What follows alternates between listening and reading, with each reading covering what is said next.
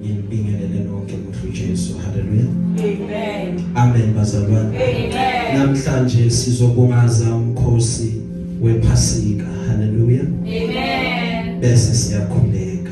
Amen. Amen. Praise the Lord. Amen. Siyabonga baba uNkulunkulu onathi kwade kwala.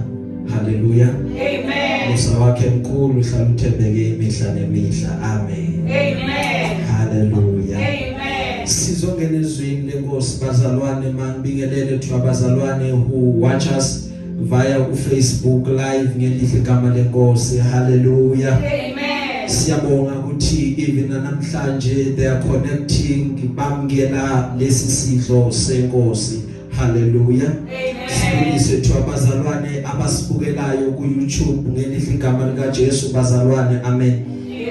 Basibukela abazalwane lokho kuyasithobisa kakhulu. Hallelujah. Amen. Kune channel lapha, you just search for USN Motor then umuyithola, then ngicela ukuthi usubscribe. Hallelujah. Amen. Zonke intshumayelo zethu zikhona sifakile from la saqala khona until namhlanje, and la saqala khona saqala last year.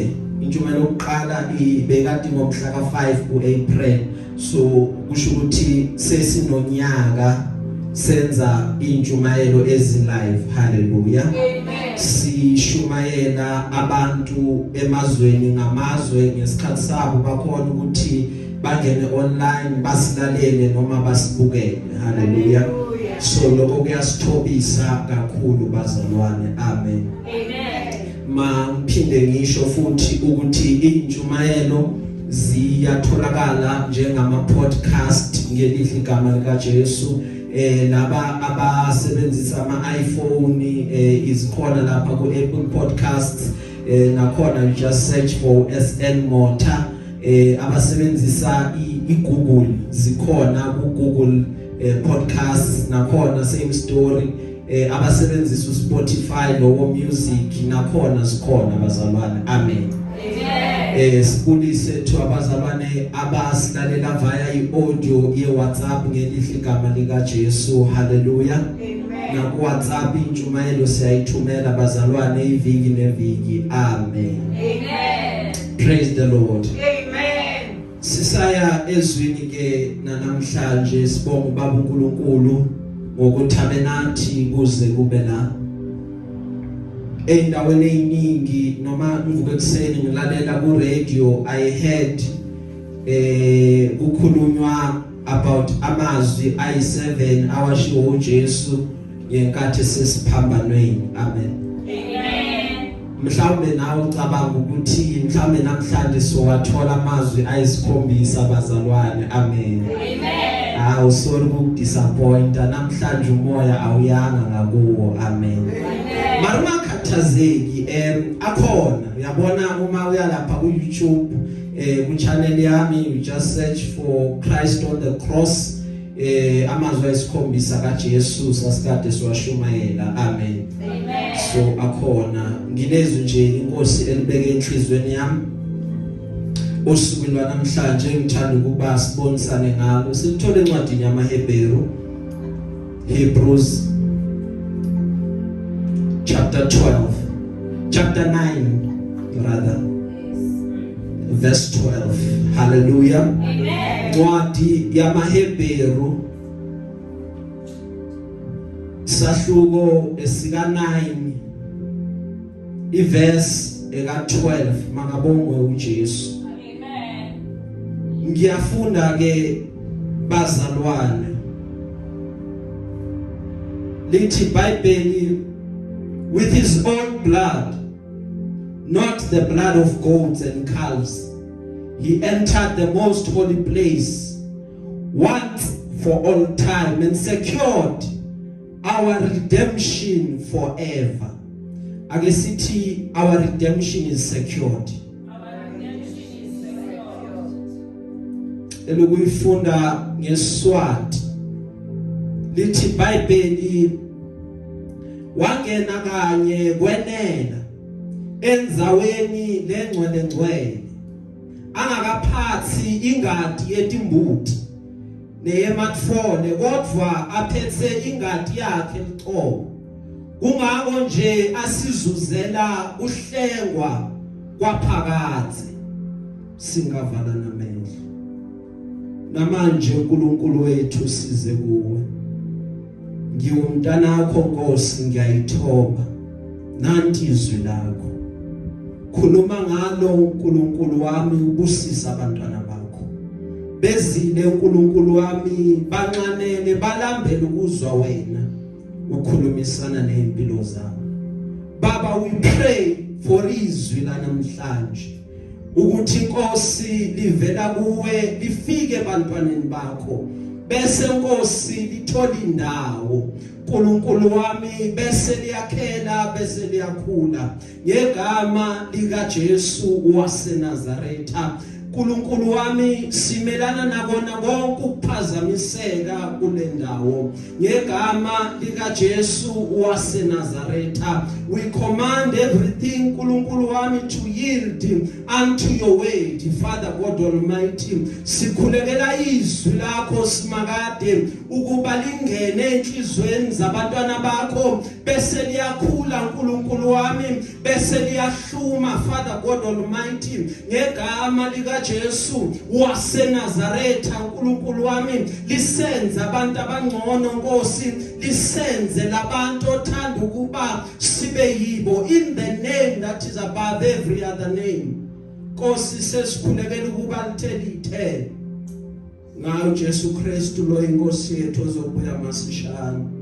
Amen. Amen. Lethi iBhayibheli encwadini yamaHebheru, wangena kanye kwenela, wangena enzaweni lengcwele angakaphathi ingadi yetimbuti neyematfole, kodwa aphethe ingadi yakhe eqobo. Kungako nje ngokube sengenile wayozuzela ukuhlengwa okuyinguna phakathi. Amen. Hallelujah. Amen. Uma abantu bedalwa, ngithanda ukuba le ndaba sike siyithathe from uGenesis bazalwane. Amen. Amen. Abantu bedalwa, lithi iBhayibheli uNkulunkulu wabapha konke ukuze impilo zabo ikwazi ukuthi ziqhubeke ziye phambili. Waphinde wabanikeza lento kuba i-free will, ukuthi umuntu akwazi ukuthi ayikhethele ukuthi ufuna ukwenzani. Hallelujah. Amen. But advise umuntu ukuthi aqaphele angaweli esonweni, aqaphele angenzi lokho kungafanelekile. Kodwa umuntu ngoba inature yakhe inako lokuthi ingalaleli, umuntu wakhohliswa, umuntu waluthwa. Lithi iBhayibheli eseluthiwe umuntu wawela esonweni. Sizwa uNkulunkulu ekhuluma athi ngoba sekufike inyoka yazolutha umuntu, nako kuzokwenzeka. Kuyakuba khona ubutha phakathi kwenzalo yomuntu kanye nenzalo yenyoka. Lithi iBhayibheli inzalo yomuntu yoqhoboza ikhanda lenyoka, bese lithi iBhayibheli inzalo yenyoka bese inyathela noma ilimaza isithende somuntu. Hallelujah. Ngoba each and every time bazalwane umisitha sifike empilweni zethu sizogadla, the only thing isithe siconcerned ngayo, it is our destiny ukuthi siyakuphi. Sathana kanandaba nento eyiningi, into afuna ukuyi-attacker igcina ingafezakalanga ukuthi uyogcina uphelele kuphi. Yileyo ndawo athi focus kuyo. Now it is important ukuthi okubalekile akona ukuthi empilweni how do you start, but what matters is how do you finish. Now make it a point that uyoqeda, you finish well, and awuhlukani nani nokukholwa kwakho, ngoba kulendlela esihambayo ngenxa yobude bendlela abantu bayahlukana nokukholwa kwabo. Praise the Lord. na umuntu esesukile kuNkulunkulu ngoba uNkulunkulu emthanda umuntu efuna ukuba nobudlelwano nomuntu lithi iBhayibheli umoni ngimlandelela kuze kube sekufeni uNkulunkulu akazange agive up kumuntu waqhubeka usimakade wamlandelela ingani nathi uma sivuka njalo ekseni siyavuka noma sikhohliwe ukukhuleka izolo sithi uma sivuka sithi mara baba izolo ngikhohliwe kodwa namhlanje ngibona umusa wakho usanginene noma ngihambe ngahamba ngaphazama endleleni kodwa wena simakade awungideli ngoba uNkulunkulu akadelani bazalwane wamlandela umuntu usimakade uma emlandela umuntu kwafika to a difficult point la uNkulunkulu had to take a decision wathi abantu sebangidinile ngalokwenza kwabo wathi Noah yenza umkhulu zokunikeza iphethini Noah uwakhe nganansi indlela wathi Noah ngiyakuzwa Nkosi waye ebantwini wafika ebantwini wathi Inkosi ithe ngakhe umkhulu ngicela ukuthi nize nizongisiza lithi iBhayibheli bathi hayi Noah uyadlala ayikho nje lento yakhe akaqhubeka yenze sokubona ukuthi uyophelela waqhubeka wawakha umkhumbi according to the plan of God until umkhumbi waze wapheleliswa lithi iBhayibheli sewuphelelisiwe umkhumbi wathi uNkulunkulu ngena Noah nendlu yakho nazo zonke izilwane ngaphakathi bathi uma sebangenile umnyango wavaleka umnyango usuvalekile lithi iBhayibheli abantu babona kuqala kuphakama amanzi waphakama amanzi bathi hayi imvula nje neendlulayo but babona imvula sola indluli instead amanzi aloke ephakeme njalo waphakama amanzi baze bathi hayi Nkosi yini ngazuthi sesiyafa baye emkhunjini bayonokha bathi Noah sivulele umuntu kaNkulunkulu besingazi ukuthi lento yenzayo yinto nathi yakusiza sicela ukuba usivulele ndoda kaThixo wathi Noah ngiyathanda ukuba nginivulele kodwa inkinga nayi iyodwa ukuthi isikhiya angiziphethelanga mina isikhiya siphethwe ekhaya emazulwini ibekade kuyangambe nyakungivulela but I can't open the door now uNoah wahlala lapho waze wandlula uzamcoba amen because God wathi uyabuka uNkulunkulu wabeseyisola wathi never again ukuthi ngibulala abantu nganansi indlela I want to be their father I want to be their God I want ukuthi ngibe uNkulunkulu onomusa kubo I want ukuba uNkulunkulu onesihawu kubo ngifuna ukuba uNkulunkulu obazwelayo nala beshayeke khona nala behlupheke khona I want to be their God what can be done ukuthi abantu beze babuyisane babe nami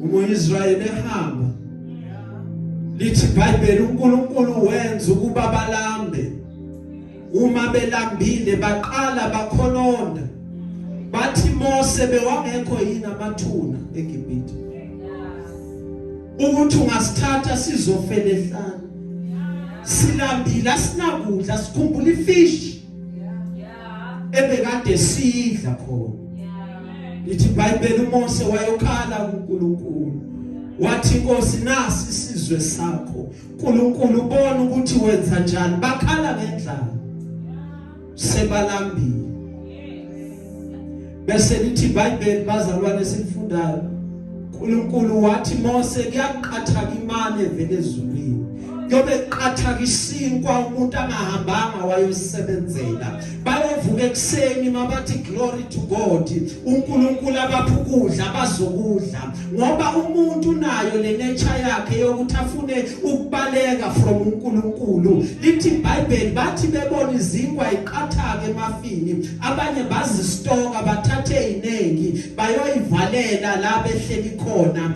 ematendeni abo. Bese lithi iBhayibheli bathi beyavuka ngakusasa bathola isinkwa sesimoshakele, ngoba uNkulunkulu ofuna ubudlelwane bakho usuku nosuku. Akasiye uNkulunkulu ofuna ubudlelwane bakho one day kuphela, omkhumbula ngeSunday kuphela, but uNkulunkulu ofuna ukuba nobudlelwane bakho usuku nosuku. Hence uma sithandaza sithi Nkosi nanamuhla simakade sicela usiphe isinkwa sethu semihla emini. Amen.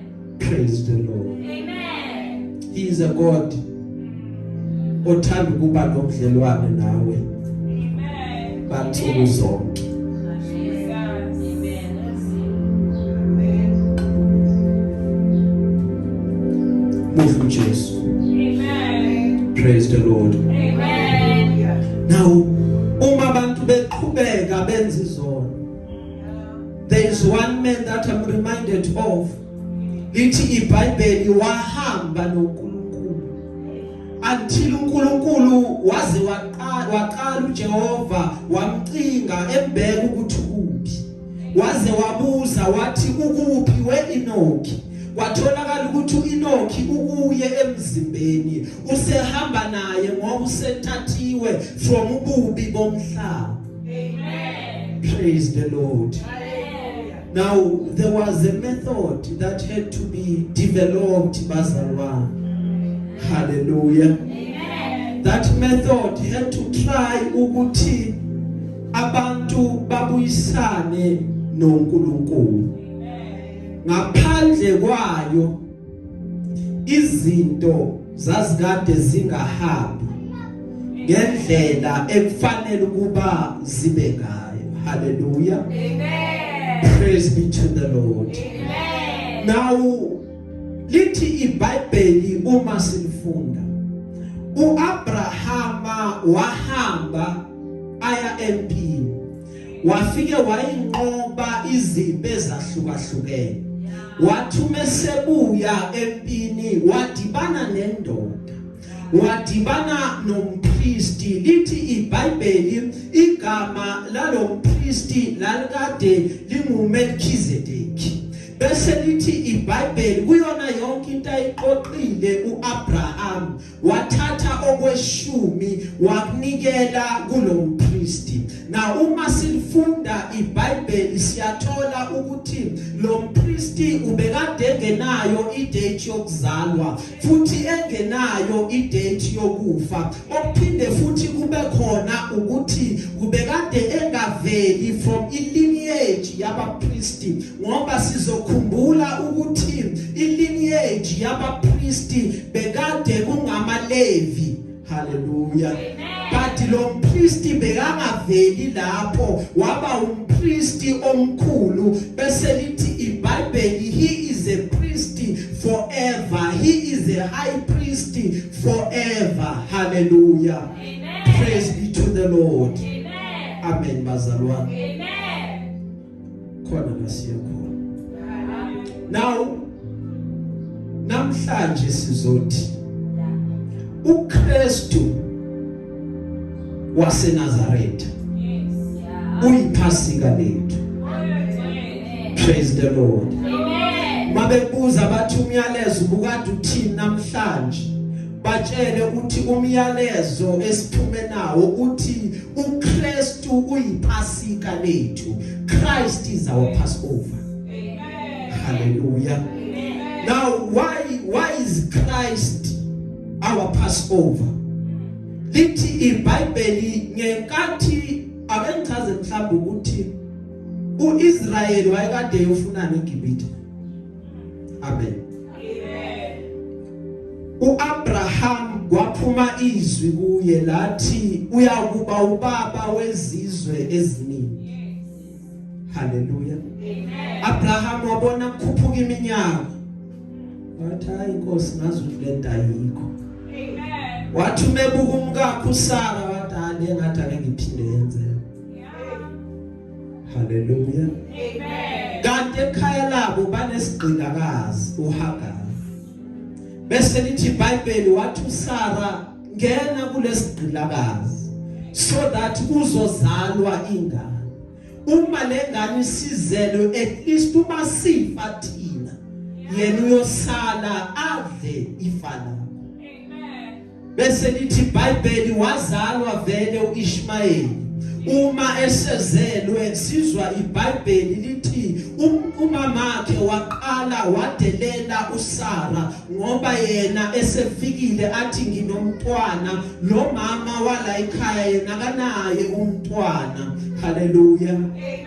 Uhamba isikhathi bese uNkulunkulu ababusise ngeyabi indodana njengokusho kwakhe ngoba noma ngabukeka ngangazuthi izithembiso zakhe ziyadileye emehlweni ethu, rest assured they will come to pass. Ayikho into eyovimba ukuthi lokakushilo ezwini lakhe qeda kungenzeki, yize sebenzakalanga ngesikhathi sabantu, yize sebenzakalanga ngokuthanda kwethu, but we rest assured ukuthi lokakushilo uNkulunkulu unamandla wokuthi akufeze. Amen. Wakufeza uNkulunkulu. Uma sekufezile lithi iBhayibheli wavuka futhi uSara wathi xosha lesi sigqilakazi ngoba siyukudla ifa lekhaya lami, siyukudla ifa labantwana bami. Hallelujah. Then sizwe uNkulunkulu ekhuluma athi kuAbraham ngoba wena wangena kwisigqilakazi nenzalo yakhe yangena ebugqilini, uma isingenile but I will come back and deliver inzalo yakho. That is why kwakumele ukuthi uIsrayeli ayohlushwa angene ebugqilini ngoba yonke lento ebekade yenziwa uAbraham wayeyenza nenzalo yakhe seyibilini zakhe ifihliwe ingakambulwa, yathi uma seyimbulwa they had to go through ubugqila. Amen. Praise the Lord. Amen. Uma baseGibhithe lithi iBhayibheli uNkulunkulu wathi manje it's time sokuthi ngiyobakhipha.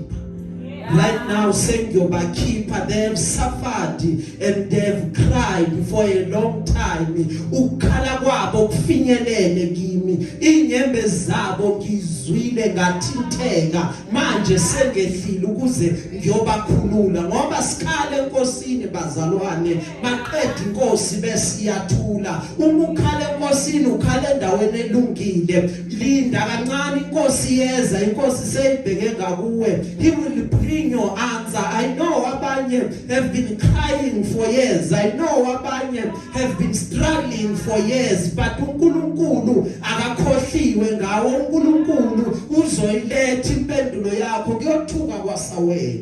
Amen. Praise be to the Lord. Hallelujah. Lithi iBhayibheli wathi ngizwile Moses sengehlile ukuthi ngizobakhulula. Na umeqala ukuthi abakhulule wathi eGibhithe nazi ezinye zezibonakalise iyakuba khona, kuyakuba khona ubumnyama, kube dark.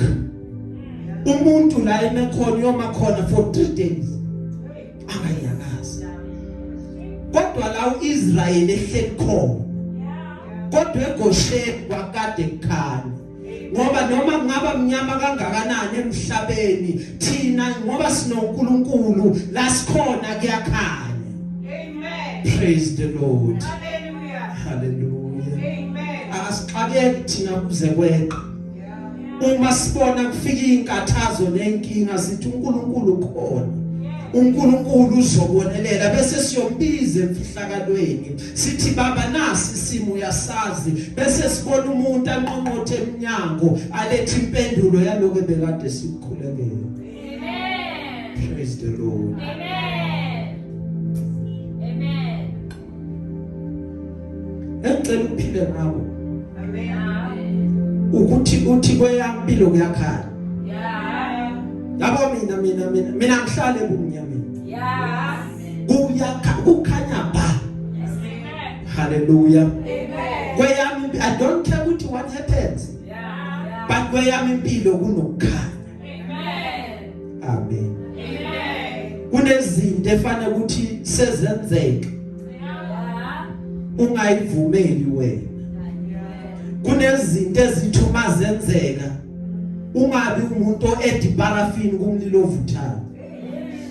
Hallelujah. Amen. Amen. Amen. Because siba defeated based on ukuthi thina stay.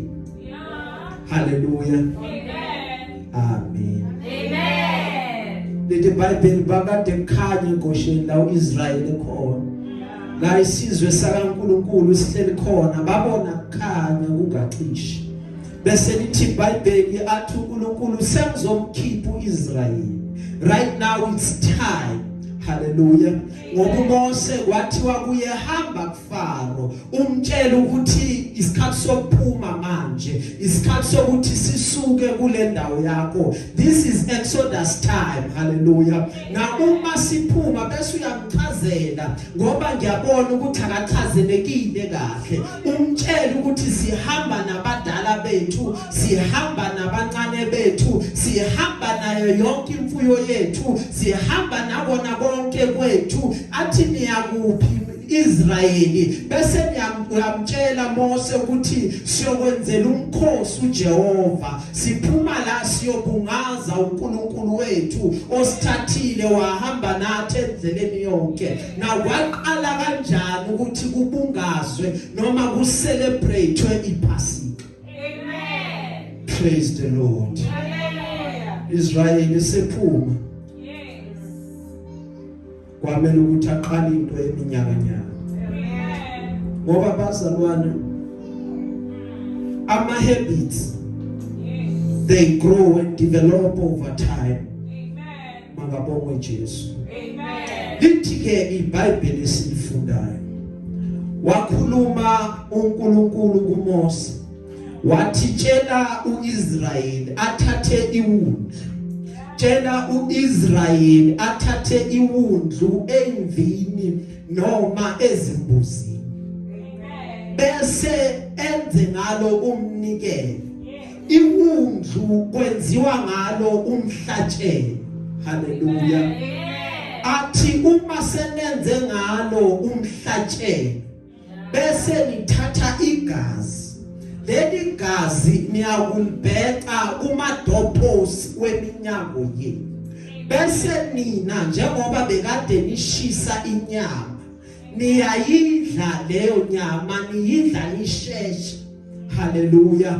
Athi ukuyidla kwenu lokho yikona okufuneka ukuthi niyidle fast ngoba ngalobo busuku ngiyobe ngindlula eGibhithe kofika ingelosi yokufa. Uma lengelosi yokufa izobulala noma izobhubhisa, lithi iBhayibheli iyothi ukubona idoorpost enegazi elibovu bese iyadlula bese ayibhubhisi. That is a sign yokuthi abantwana bakaNkulunkulu bahleli kule ndawo. So devil, you cannot come and kill even noyedwa wethu. Amen. Praise the Lord. Hallelujah. Lithi iBhayibheli uma ingelosi ifika yadlula simply because of one reason, bekade kunegazi eminyango. Hallelujah. Lokho kwaba iPhasika laqala kanjalo bese athi uNkulunkulu niyokwenze njalo kuba niligubhe nilibungaze iminyaka ngeminyaka, even after this, as a reminder engqondweni zenu ukuthi uNkulunkulu wathi ephumile ethumela ingelosi yokufa ukuba iyobulala kepha thina sasinda. That is what we are celebrating, ukuthi abantu bafa left, right and center kodwa thina sasinda. Sangena endaweni bathi awuyi kuphuma, wabona uphuma but ngobani? Ngoba uNkulunkulu ume ngakuwe, wagula waphinde waphila. Ngobani? Ngoba uNkulunkulu ubuke ngakuwe. Sebabalela amalanga bathi uyahamba, bathi siyaya siyoduduza, bathi sobe sifaka amatshali, bathi sothenga amahili siyamkhapha. Bamangale babona uqhubeka uphila, babona usamile namanje bathume kanjani? Ngoba uNkulunkulu uthe umeyobhubhisa wadlula kini ngoba kuno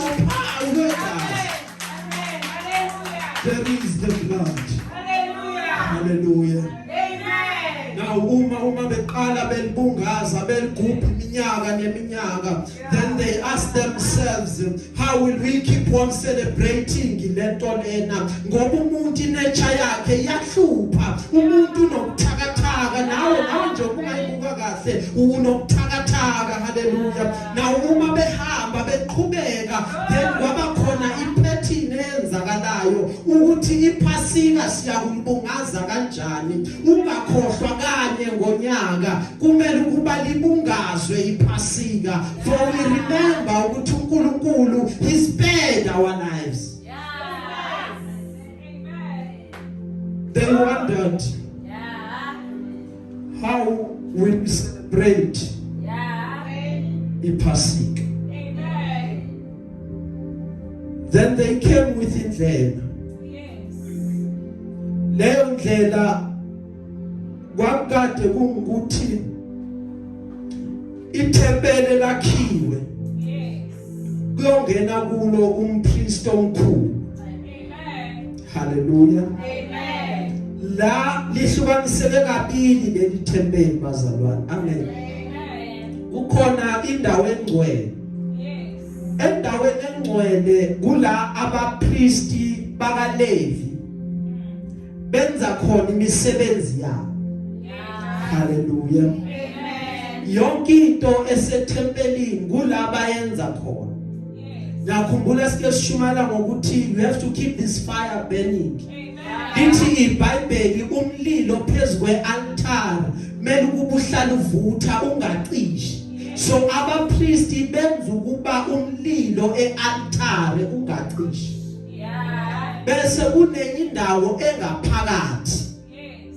Hallelujah. Amen. Leyo ndawo leyo ibizwa ngokuthi yingcwele ngcwele noma the holy of holies. Amen. Lapho akungeni umpriest. Yes. Lapho bekade kungena umpriest omkhulu. Hallelujah. Amen. The high priest only, Yes. not a regular priest. Amen. Ngoba uma ngene laba aba regular bebakade bafela phakathi. Ngoba bafuneki lapho ofunekayo ukuba angene umpriest omkhulu. Amen. Now umengena lapho uyofeza inkonzo yakhe Amen. kanye ngonyaka. Amen. Then umbuzo ukuthi bekumele kuba kwenziweni kanye ngonyaka. Bekumele kuba kukhunjulwe ukuthi inkosi nakulonyaka isasigcina. Yeah. Lento ngiyifanisa nomuntu ocelebrate ibirthday. Yeah. Ngo2020 mhlawumbe kubirthday yakho bela kubo June July. Yeah. Bongacabanga ukuthi inyanga uyibona ibirthday yakho. Yeah. Kodwa ngomusa wayibona, wayibunga banonkosi ngiyabona. Ukuthi ngisasekhona. Akena ungacabanga ukuthi 2021 uyakuyibona. Fika 2021 usaphila uthi baba ngiyabona. Lokho kuba isizathu sokuba uhambe uyethembekile. Uyomikisa ukubonga kwakho enkosini. Praise the Lord. Lithi ke iBhayibheli bekade kufuneka ukuthi kube nenkonzo eyenziwayo.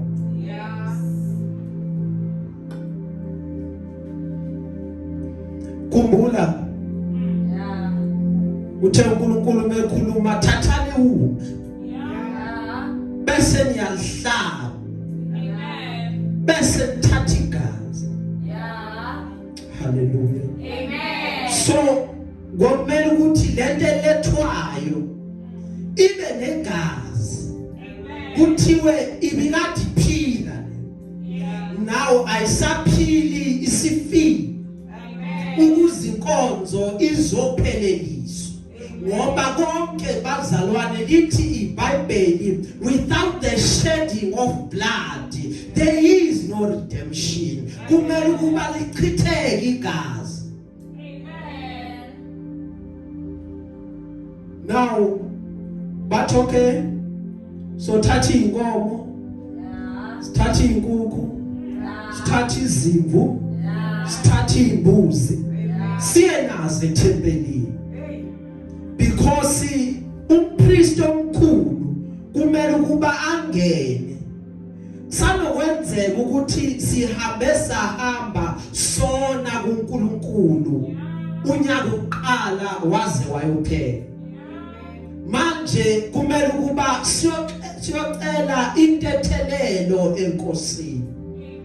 Umuntu nangu motha lapha, nangu dudu lapha, alungise inkukhu yakhe yokocela uxolo kuNkulunkulu. Ayithathe eze nayo. Lapha umama Bhena athi mina ezami ngathi zinenganyana. Ngizawunikisa imbuzi. Eze nembuzi. Hallelujah. Amen. Mamjaqisa athi hey, mina ezami bengizenza lokhu ngithulile ngaba umsindo. Hey mara ngathi ngonile enkosini. Ake ngithathe na imvu ngimikise. Bazalwane uma zilethwa lezilwane beza nazo. Abakhethi engathi siqhwalile. Esiqhwalile is disqualified. Esibi ngandlela thile esigulayo asifuneki. Because the original plan ye Passover was thathani iwundlu ena 1 year elingana spot or blemish limikise enkosini.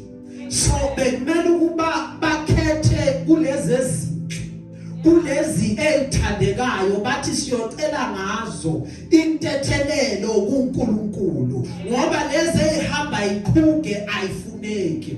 Uma sebafikile bafike bame la umuntu nesilwane sakhe. Haleluya. Uma umuntu esasiphethe nami ngivele njengompriest omkhulu. Hey, ngambe ngizenze zami. Hayi mina sengizaletha noma inkukhu nje ngoba ngathi angonanga kakhulu nami ngibalelwa kulezi ezincane. Amen.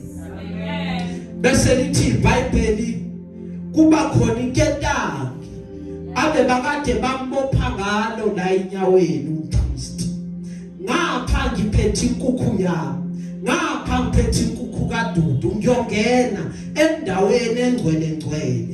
Uma ngifika khona ngiqala ngivuma zami izono kuqala bese ngithi Nkosi ngale nkukhu ngilethe umnikelo wami ngithethelele uhlanze ezami izono kuqala before ngiyokhuluma izono zabanye abantu. Amen. Praise the Lord. Uma kwenzekile ngangahamba kahle lithi iBhayibheli umpriest omkhulu ubekade efela phakathi engasabuyi bese lithi iBhayibheli ngaloko abambophe ngako la enyaweni ngoba behamba ikhala lento ithi kenqe ayongena enze yonke inkonzo ihamba yakhala. Wena wabona ibheli yenkomo lebayifasela enkomeni. Uma bezwa ibheli sithulile sekuyaziwa ukuthi umpriest ufele phakathi. Bese kuthiwa baza kumdonsa ngale nketanga. Ungakhohlwa ukuthi akekho vunyelwe ukuba ngene endaweni engcwele ngaphandle kompriest omkhulu. Bamdonse azaphumele ngaphandle bamthathe bawugcina. Sahamba isikhathi lokhu inkonzo yenziwa njalo. Yahamba iminyaka lokhu iphindwa lento. Until kwaze kwabonakala manje ukuthi abantu bathi baphethe inkukhu zabo. Bathi baphethe amathole wabo wembuzi. Bafike ethempelini. Kuthandazwe umpriest angene. Aphuma umpriest akhuluma isibusiso. Kwabonakala ukuthi ayisebenzi lento.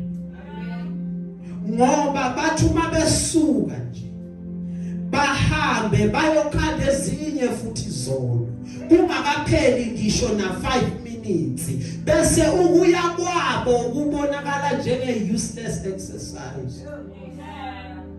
Hallelujah. Ngoba kakade bazalwane igazi leinkomo nezimbuzi alinamandla okuba lisihlanze ezonweni zethu. Wathi umebheka uNkulunkulu wabona ukuthi ayisebenzi lento. Praise the Lord. Hallelujah. Then the question was siyakwenze njani? Because God longs for that relationship yakhe nomuntu. uNkulunkulu ufuna benhliziyo yakhe. Hallelujah.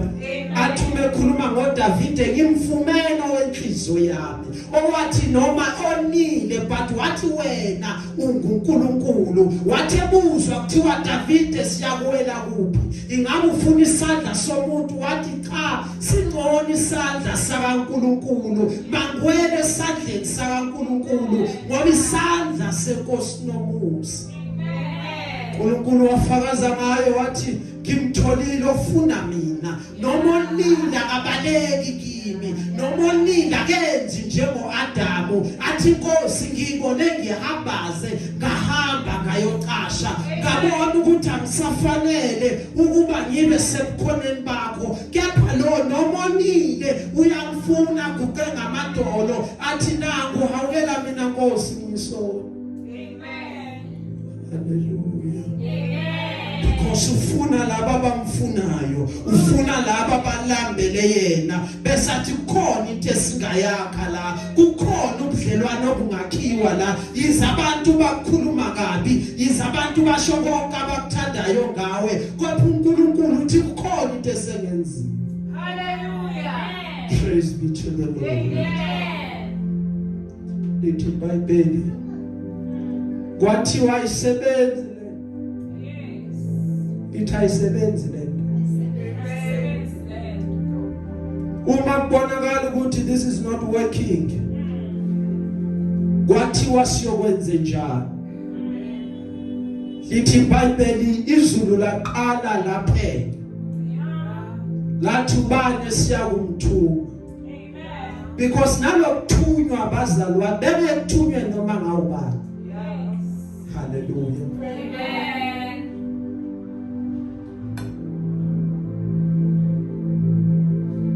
Bengekuthunywe noma ngawubani. Amen. Ngoba kakade vele kuma plans enkosi akuthunywa noma ngawubani. Yeah. uNkulunkulu ukudlulisa la kudlulisa khona ngoba usuke kuphathisa umyalezo wala afuna ukukuthuma khona. Hallelujah. Kukhona indawo ngeke ungene kuzo ngenxa yokuthi awuphethanga umyalezo walezo indawo. Kunendawo yongena kuzo ngenxa yokuthi uphethe umyalezo waleyo ndawo. Ngoba kuthunywa noma ngawubani. Lithi iBhayibheli kwabukwa kwatholwa ingelosi zingaqualify ukuthi ziye. Ngoba kuphethini yokudalwa. Lithi iBhayibheli thina siphezulu kunengelosi. Ingelosi ziyizikhonzi zethu. Hallelujah.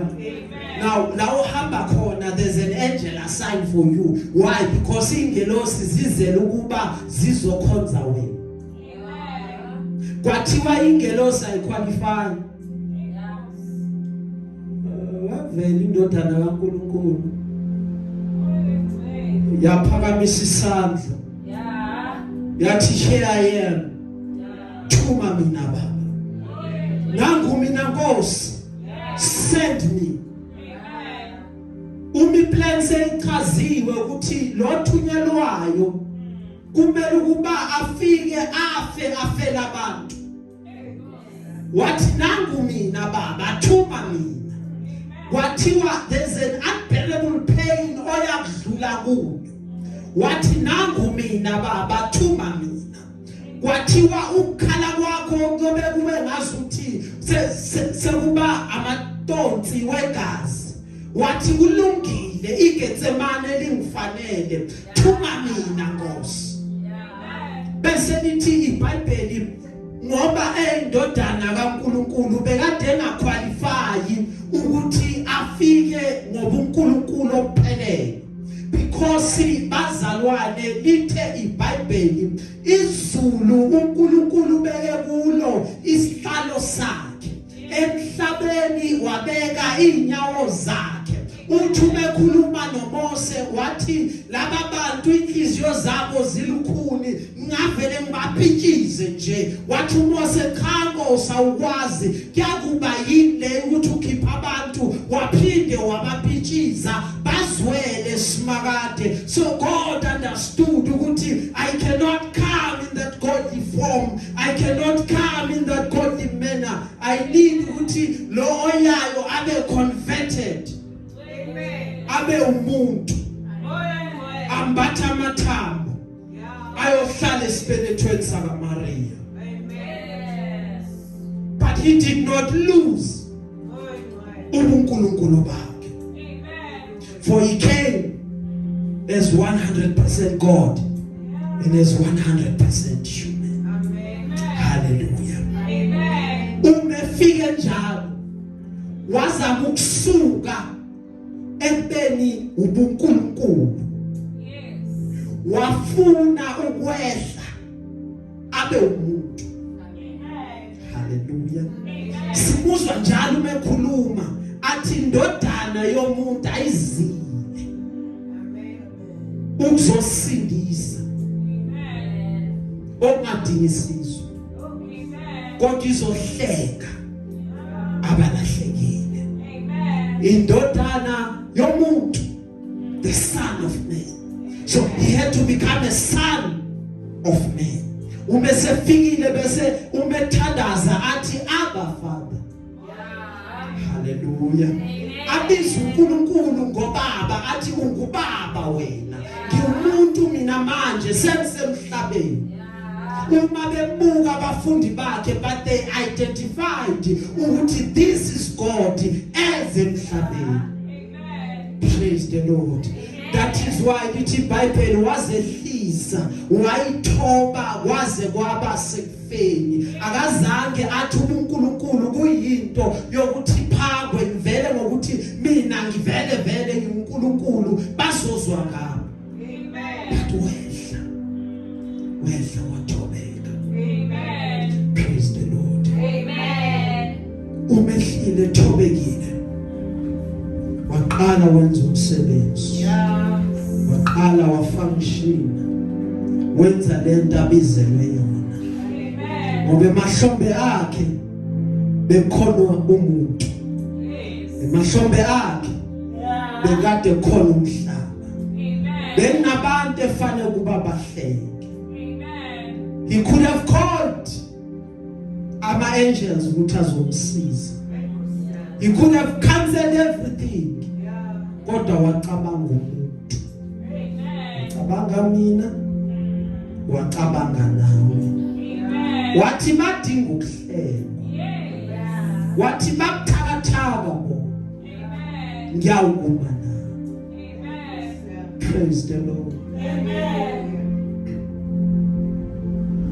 Uma esethunywa uza emhlabeni une-assignment azoyifeza. Uze emhlabeni khona lokho efanele ukuba akuphelelise. Praise the Lord. Ngale kuqaleni bebakade ba celebrate an event ebizwa ngokuthi Pasika.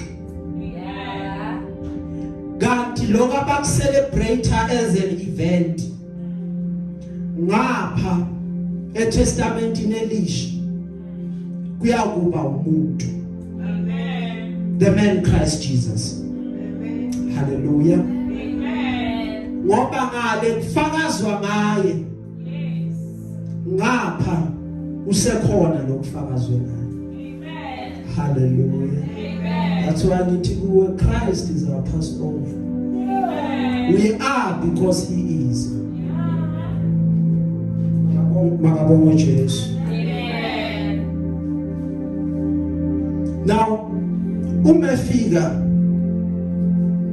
khulunyiwe ngaye, profetiwe ngaye, fika nje unomsebenzi omeleyo. Uma efika benaba priest in the order of Levi, aqhubeka njalo even unto his time. Umefika yena waba umpriesti omkhulu, for Christ is our high priest. Hallelujah. Kodwa akaveli kulibo lwakaLevi, uqhamuka esizweni sakwaJuda. Bese lithi iBhayibheli uKristu ungumpriesti omkhulu kuze kube phakade, in the order of Melchizedek. Amen. Hallelujah. Amen. We have a high priest in us one. Yeah. That high priest bekumele ukuba iyofeza injongo kaNkulunkulu. Amen. Into bekade ithandazela iyodwa, intando yakho Nkosi Amen. bayenzeke. Mangenzi intando yakho simanga. Yelinye ilanga ethandaze eGetsemane. Lithi iBhayibheli wathi uma seqala ekhaya ngenxa yesitshe esiphezulu, wathi Nkosi uma kungenzeka akudlule kimi lesi sitshe, ingabe ngoba ngithanda mina, kodwa ngoba wena uthanda wena, ngoba ngila Nkosi uzofeza intando yakho, so that izophothuleka, ngizokwazi ukuthi ngithi it is finished uma sengifezile intando yakho. Hallelujah. Amen. Size na uphila impilo epheleleyo ekugcineni kwayona yonke. Uma abantu bekhala ngawe ukuthi uhambile, kube wena uyahleka uthi Nkosi ngakwenza konke, ngafeza konke, it is finished, it is done. Making a point ukuthi you die empty, uthulule konke, ngoba lento iphethe umhlaba uyayidinga. Ungathuli nayo, uNkulunkulu uzoma nawo, usimakade uzoma ngakuwo. Ithi iBhayibheli bekumele ayofeza inkonzo yokuba yongena ethempelini njengompristi omkhulu, so that azokwazi ukuthi uphethehile, ufeziwe. Hallelujah. Amen. Lithi iBhayibheli kwenziwa konke, wadayiswa uJudas, eseshilo na ukuthi indodana yomuntu imele ukuba ife, kodwa kwelesithathu ilanga iyavuka. Hallelujah. Amen. Bese lithi iBhayibheli bambethela emthini wohlazo, ngoba bazalwane ubekade eqalekisiwe umuntu olenga emnqamlezweni. Wavuma ukuthi ayobethelwa, wavuma ukuthi izipikiri zingene ezandleni zakhe, wavuma ukuba bamthwese umqhele wameva, wavuma ukuthi onke amahlazo ethu awathathe. Usibona sihamba nje, sihamba sikhululekile ngoba ihlazo lithathiwe. Akhathalise ukuthi bangazi bengenzani izolo, but ngibe ngesibindi sokuthi ihlazo lami lisekho, uKristu walithatha layobethelwa kunye naye esiphambanweni. Amen. Akusena hlazo mina, Hallelujah. ngihamba nje nginyathela ngesibindi. Yeah. Praise be to the Lord. Amen. Wavuma walithabathi ihlazo lethu. Bese lithi iBhayibheli labe kade sifunde khona, wangena kwaba kanye. hayi abapristi bebakade bangena baphinde balobebuya bebuyile, but yena wangena kwabakanye waya phakathi engaphethanga igazi lembuzi nezimvu, kodwa wangena ngelakhe igazi. Ngifuna umbukumezalo lithi iBhayibheli indawo abazange bayithola, kepha bathola indawo emkhombeni weinkomo nembuzi neinkukhu. Kanti uyazi phethini azoyenza, kanti uyazi appointment yakhe ayoyifeza. Uyelapha ukuthi ayomemeza athi madoda isikhathi senu sesiphelile, igazi lenu was useless, manje isikhathi sokuthi kusebenze lami igazi, ngoba lami igazi li-effective. Uma umuntu lifikile lamhlanza limhlanza kuze kube phakade. There's no need ukuthi lokho iphindwa inkonzo ye-redemption, because once redeemed always redeemed according to my blood. Amen. Hallelujah. Amen. Wangena kwabakanye. Amen. Hallelujah. Amen. Kwamele ukuthi ahlukane nempilo yakhe, kwamele ukuthi abeke phansi ukuphila kwakhe, ngoba uJesu akazange abulawe bazalwane. Wathi ngiyakhetha ukuba ngibeke ukuphila kwami phansi, ngizobuya nguthabata. Amen. Wakubeka phansi. Yes. Hallelujah. Amen. Wathi baba ezandleni zakho ngiyawubeka umoya wami. Bese lithi iBhayibheli kwabamnyama emhlabeni ilanga lafipha, lathi siyakumbuka kanjani ongumdali wethu, labheka phansi lathi asikwazi ukumbeka, for he is the firstborn of all creation. Singambuka kanjani kulesi simo? Lithi iBhayibheli wathi uthi uyabuka wabona ngathi noNkulunkulu useshukile kuwe. Amen. Wathi yini? Wathi baba usekho na uNkulunkulu wami sawuyephi? Because I thought uyohlezi njalo nami, kepha ngenxa yezono zabantu lamflathela izulu, amatshe wanqamuka phakathi, naye into eyenzeka sesigcina. Amen. Lithi iBhayibheli kwadabuka isenqo sethempeli from top to bottom, okumemezela ukuthi umsebenzi obewenziwa abapristi sawuphelile, ukuthi baye bamikisa izono zabantu, baye enkosini bayosikhulumela. Manje sesiyaziyela uNkulunkulu wethu, noma ngabe kunini. Umuzwa into ithi khuleka, uyakhuleka, usadinga empristi ukuba yokukhulumela. Uma uhambile wona enkosini uwoyayo uguqe ngamadolo uthi baba ngizoyivuma ngithethelele izono zami, bese uNkulunkulu ekuthethelela. Ngoba uJesu wangena kwabakanye ngelakhe igazi, sadabuka isenqo sethempeli, bayiyela abantu, wavuleka amathuna, bavuka bafile. As an assignment ememezela ukuthi naye uzovuka, ngoba uNkulunkulu wayezomvusa ngolwesithathu usuku. Amen. Glory. Hallelujah.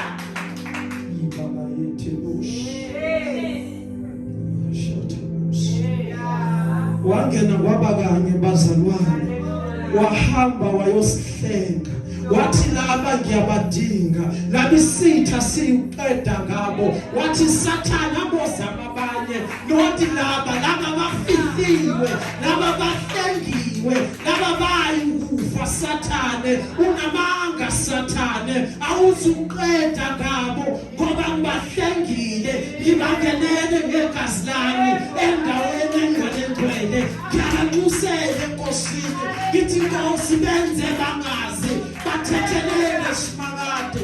Wangena kwabakanye bazalwane,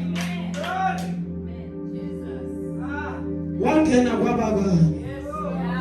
Sasinda thina, sahlanzwa thina, sathethelelwa izono zethu. Usibona nje sihamba ngesibindi, ngoba uNkulunkulu uyikhohliwe naye, uthathe konke bekade sikwenza, waphonsa olwandle lokukhohlwa. Singabakhe bazalwane, we are the evidence of the cross. Hallelujah. Katabis. Glory. Ribaba yokosh. Jesus. Sihlengiwe thina. Yeah. Kuze kube phakade. Amen. There's a man Yeah. semgcini. Yeah. Mfuna ukugcina. Yes. There's a man Amen. kuGenesis. Yeah. Amen. Amen. Lithi iBhayibheli le ndoda yayilungile kuNkulunkulu. Ihamba kahle imthanda uNkulunkulu. Yeah. Yamosha nje ngokuthi imikisa umnikelo omuhle enkosini. Umnikelo othandwa uNkulunkulu. Umnikelo wenza uNkulunkulu athi ubani onikele kangaka. Hallelujah. Umnikelo wenza uNkulunkulu amshayile izandla. Amen. Bathi hayi wase wanikela mfoka Abel. Hayi unikelile Abel, hayi ngiyabonga Abel. Phinde kuye futhi ngenyanga uzonikela. Amen. Anobhudi Yeah. umfowabo wathi lokho kuhle Yeah. kungokwami. Hallelujah. Lama rejecta bodini Yeah. yonikela ngawo. Amen. Lithi iBhayibheli umnikelo bazalwane Yeah. ngoba bekade benza umnikelo wokushisa. Yeah. Bekumele iphunga liqale likhuphuke lihambe liye ngaphezulu straight vele ubone liya ezulwini. Amen. Then umnikelo wakho wamukela. Yeah. Mara wathi uyashisa Yeah. intuthu yagcwala la yasikhwehlelisa. Wayibona ingayiphezulu icwele nje la kithi. Amen. Futhi umnikelo wakhe awamukelwanga. Amen. Lithi iBhayibheli ngalokho Amen. ngoba enze kahle umfowabo wambizela ehlala wasombulala. Amen. Meqedwe ukumbulala wamgqina athi akekho bonini. Kanti nentanga yazi ukuthi igazi liyakhuluma bazalwane. Lakhuluma lisemhlabathini wathinteka uNkulunkulu. Wathi Kayini wenzeni na? Uphi umfowenu Abel? Lithi iBhayibheli wathi amsiye umlindi womgcino umfowethu. Hallelujah. Wathi igazi lakhe liyakhala liyabubula emhlabathini. Hallelujah. Ngoba igazi bazalwane liyakhuluma. Without the shedding of blood there is no forgiveness of sin. Kumele ukuba lichitheke igazi then sizosho ukuba sezithethelelwe seyihlanziwe. Ingakho uKristu uma semnqamlezweni lachitheka igazi elinye amanye ama drops waze wayothela indoda engaboni induna yekhulu engaboni elihlweni elilodwa lathi uma lifika igazi lihlale elihlweni lakhe wathi bekade ngaboni manje sengiyabona. Truly this was the Son of God, for the blood speaks. Ithi incwadi yamaHebheru igazi lakaKristu limemeza ukungcono kunelaka Abela ngoba laka Abela likhalela impindiselo but lakaKristu likhalela ukuthethelelwa. Lithi baba bathethelele wangena kwabakanye sasinda thina. Praise the Lord. Amen. Hallelujah. Amen. Ngifuna ukuthandaza Amen. sengiqedile. Hallelujah. Hallelujah. Amen. Praise be to Jesus. Amen. Mhlawumbe ukhona la. Amen. Mhlawumbe usibukele Yeah. uyamdinga uJesu. Amen. Hallelujah. Amen. Udinga uNkulunkulu kuba enze imangaliso empilweni yakho. Amen. Sibona sibahle kanje ukuthi sihlanjiwe. Yeah. Hallelujah. Amen. Ngathi qali lockdown ke kwavalwa Yeah. amabhodlela lawa a green nalawa brown. Amen. Hallelujah. Amen. umevalwa waphinde wavula umevulwa bathi ngathi kunenkinga ingani ngathi jabula kakhulu abazalwane ukuthi sevuliwe haleluya amen bazalwane manje umuntu uJesu mhlawumbe ubudlelwane bakho bohambe bahamba balimala Jesu yakwazi ukuthi akugcine Jesu yakwazi ukuthi akwenze ube muhle uthandeke haleluya noma unabuphi ubuthakathaka mhlambe nawe uyafika kulamabhoze bekukhuluma nawe uthi nje abantu ukuthi abazi bantu Jesu yakususa konke lo wenza ukuba singasabi igqila zezinto ngoba ziningi bazalwane izona sizenzayo usuku nosuku abanye siyahleba abanye sinenzondo sidinga ukuthi uKristu akangenelele kabusha nje ithi angene haleluya abanye sikwazi nje ukuthi siyabekezela siyezeleki amen isolo bekade ngiye Shoprite mangifika lapha eShoprite ngijabulile ngoba ngiyazi ukuthi hlala kunelayo yabantu abazongena bawuthenga mangifika anya lapha ku sanitizer bomfika pressure lapha ngiyanyathela ayaphuma khona umkhulo lapha kwami uyangena ngana uyangena amen atosiso la sorbuti kuneline ne umkhulu yenu akabambi line wena uyoma lapha emva kwalo yasisilo ajika ngayibuka ngadasiswa uzoxolela ngize sengisanitize mara mina ngoba ngilapha kanina amen praise the Lord to a point nathi masikhathi kunezinto that we refuse ukuthi sibe patient kuzo kanti uNkulunkulu kunento afuna ukuyakha kuwe ufuna nje ukukhuleka nawe haleluya amen sizovana namehlo mhlamba umazi uJesu mhlamba uyamdinga uJesu lithi iBhayibheli uNikodime ebusuku wanyonyoba esezwile ukuthi le ndoda iphethe into ehlukile wathi ngiyathanda ukusinda ngenze njani wathi hayi kumele uzalwe kabusha wathi uJesu usho ukuthi seniyindoda engaka ngabuyela futhi esizalweni kabusha njalo wathi cha hayi lokho ngeke ukukholwe uvume ngomlomo wakho ukuthi uJesu inkosi nomsindisi uyakusindiswa amehla avaliwe ngiyakhuleka uNkulunkulu wami nanti ibandla lakho baba naba abantwana bakho Nkosi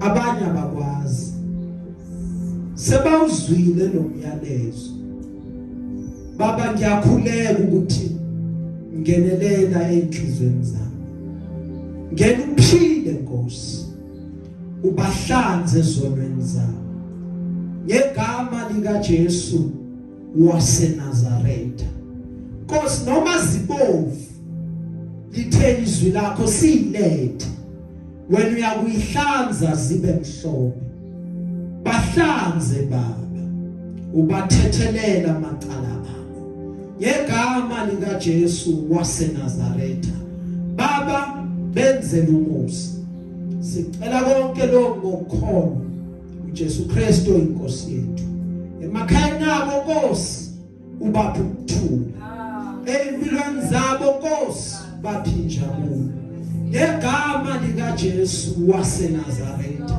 simakade abanye abasebenzi uNkulunkulu wami siyakhuleka right now bavulele imisebenzi kudala simakade behamba benokha endaweni ezahlukahlukene Nkosi dala behamba benqonqotha eminyangweni ehlukahlukene baba bavulela iminyango ngegama lika Jesu waseNazaretha kule phasika simakade benza abantu abangcono ngegama lika Jesu waseNazaretha uNkulunkulu wami noma ingelosi yokufa iphumile may it pass over their house uNkulunkulu wami kungalahleki ngisho noyedwa egameni lika Jesu waseNazaretha baba banye ikhwama zabo ziyavuza thungi ikhwama zabo simakade unqando okudlayo uNkulunkulu wami emakhaya nabo ngegama lika Jesu waseNazaretha baba sikhuluma isibusiso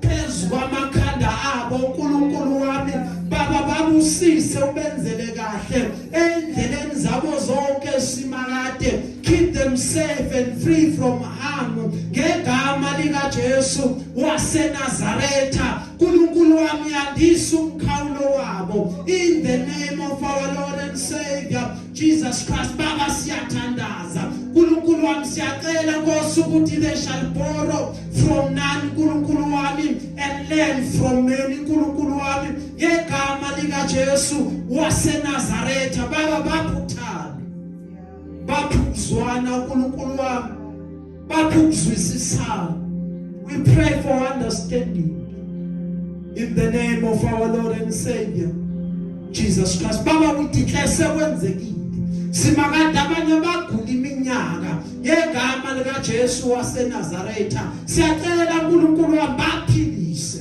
in the name of our Lord and Savior Jesus Christ baba amandla akho awangenelele la kubhlungu khona la kunepheni khona right now uyanqamuka ngegama lika Jesu waseNazaretha ngicommanda all forms of sickness emzimbeni yabo right now to live and never come back in Jesus' mighty name Nkosi ngibacwilise egazini lika Jesu engakaze laphelelwa amandla kuze kube namhlanje baba kwenzekile siyakholwa in the name of our Lord and Savior Jesus Christ baba we declare and decree ukuthi abantwana bakho bayahamba ngamandla uNkulunkulu wami akukhona kodwa Nkosi okuyakuma endleleni yabo kusho ukubaphazamisa akukhona kodwa simakade okuyakuzama ukuqeda ngabo ngegama lika Jesu waseNazaretha zambule empilweni zabo in Jesus' mighty name Lord we pray rebesha tabi ikapati besoto ukesha tabe seta baba siyabonga muhle wena uthembekile wena Nkosi sibonga nendlela okhulume ngayo kule ntambama namhlanje we declare that our lives shall never be the same we have your word sakuligcina kithi liyakusebenzela uNkulunkulu wami ngalo Nkosi siyakuphula konke kumendleleni yethu izwi lakho liyisando uNkulunkulu wami even wonke amaketanga bekade asibambile aqhamukile ngegama lika Jesu siyakholwa Nkosi kwenzekile and we say this prayer with the blood of Jesus Christ baba ngiyazi ngizwa njalo namanje Nkosi ngiyabonga ukuthi usungizwile mangehle mina phakame wena manciphe mina kunyuke wena not even once do I ever want to share your glory is yours alone udumo lungolwakho Nkosi ngiyehla mina siza mina Nkosi ngijabulisa siza mina uNkulunkulu wami endleleni yami yonke hambe ngokuthembeka before you ngibonile Nkosi umthwalo namanje simakade usebenga kimi Baba kuncane ubonga kwami uNkulunkulu kukhulu ongenzele kona. Lord, I bless your name. Nanokuthi I can still stand in this place. Akusiki ukwazi noma ukuhlakanipha kwami. Kodwa kungumusa wakho. Phakama uNkulunkulu wethu. Phakama Jaya. Phakama Shalom. Phakama Mikadesh. Phakama Elenu. Phakama Elkipo. Phakama Shama. Dunyisa umhlaba wonke. Bese zonke izitha zakho ziyahlakazeka. Ngegama lika Jesu waseNazaretha. Umuhle wena. Ulungile wena. Uthembekile wena. From generation to generation. Manje kuze kube yona phakade. Baba siyabonga. Siyabonga uNkulunkulu wethu. Indebe zethu ziletha udumo kuwe. We join the angels. Sithi worthy are you, O Lord. Worthy is the Lamb that was slain. Nkosi siyabonga. Wasihlenga singafanele. Baba sibonga ukulandwa emanyaneni ethu. Baba sibonga ukulandwa sesifile. Wasilanda and gave us a new name. Wasilanda and gave us a new identity. Nkosi siyabonga. Kufuphi baba ubonga kwethu. Ingekhathali indebe yethu ukuthi wena ulungile. Sikunika udumo Nkosi namanje. Mana njalo simakade. Nkosi sibonga indlela okhulume ngayo. Baba sibonga konke okwenzeke kule ndawo. Sisho njengoKristu esiphambanweni. Athi it is done. It is finished. There is no recourse needed. Everything was completed. Everything was perfected by your blood, O Lord. For we remember ukuthi wangena kwabakanye sasinda thina. Nkosi siyabonga. Namanje silethe udumo kuwe. Mana njalo uNkulunkulu wethu. In Jesus' mighty and wonderful name. Baba kusisi ibandla lakho. Sicela lo ngokholwa egameni lika Jesu waseNazaretha sithi sekwenzekile. Bandla lonke lithi. Amen.